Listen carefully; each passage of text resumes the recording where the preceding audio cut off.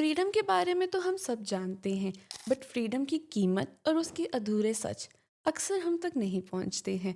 मैं हूँ रिद्धिमा और मैं आज एक ऐसी बुक की बात कर रही हूँ जो सिर्फ हिस्ट्री को एक्सप्लेन नहीं करती, बट उसके मिसिंग पेजेस को भी वापस लाती है। बुक का नाम है uprising, the liberation of Dadra and Nagar Haveli, written by Nilesh Kulkarni. This book starts with a simple question. अगर 1947 में इंडिया को आज़ादी मिल गई थी, तो दादरा और नगर हवेली 1954 में फॉरेन रूल के अंडर क्यों थी? बुक की शुरुआत होती है 1954 सिलवासा से। सड़कें खाली हैं, दरवाजे बंद हैं, अगस्त महीने की हल्की सी बारिश की आवाज़। और उसी खामोशी के बीच सारे लोग जो है वो इकट्ठे होते हैं पोर्टुगीज पोस्ट के पास। एंड उसी दौरान एक आदमी खड़ा होता है एंड सब समझ जाते हैं कि अब वक्त आ चुका है।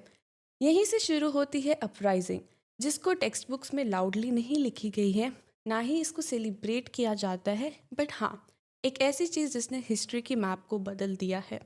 हम आमतौर पर कह देते हैं कि जो इंडिया की फ्रीडम स्टोरी है वो 1947 में ही एंड होगी थी, बट ये बुक क्लियरली बताती है कि जो दादरा और नगर हवेली जैसे रीजन्स है पोर्टुगीज रूल के अंडर अभी भी सफ़र कर रहे हैं।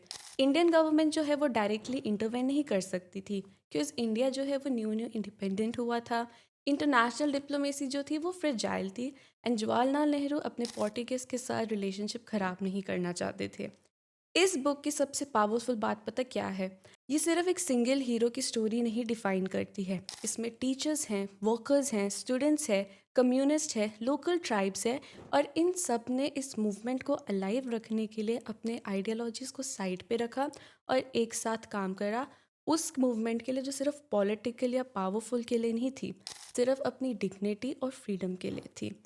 पोर्टुगीज़ के पास रिसोर्सेज थे, ट्रेनिंग थी, आर्म्स थे, बट उनके पास एक चीज़ की कमी थी, वो थी लोगों का सपोर्ट एंड एक common believe, operation can not be accepted. Author जो है इस मूवमेंट को सिर्फ ग्लैमराइज नहीं करते हैं, बट वो ये बताते हैं कि जो मूवमेंट है इसको अलाइव रखने के लिए बहुत रिस्क होते हैं, बहुत मेसी होता है। आप इमोशनली बहुत ज़्यादा एग्जॉस्ट हो जाते हैं क्योंकि आपके जो लोग हैं वो पकड़े जाते हैं, आपका मूवमेंट टूटने को आ जाता है, बट फिर भी कोई पीछे नहीं हटता है।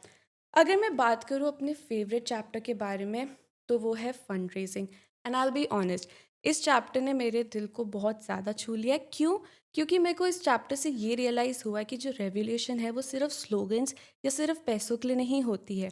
आपके लोग जो हैं वो अरेस्ट होते हैं, कितने लोग मारे जाते हैं, बट फिर भी कोई ये नहीं बोलता कि अब हम रुक जाते हैं।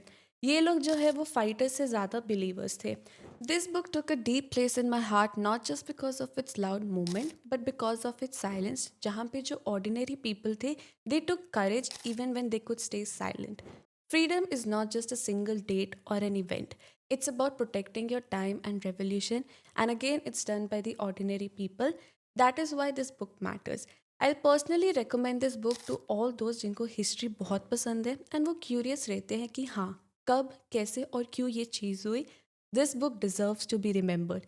It is available on Amazon and Flipkart as well. I'll meet you again with some more amazing book reviews. Until then, stay happy and stay healthy.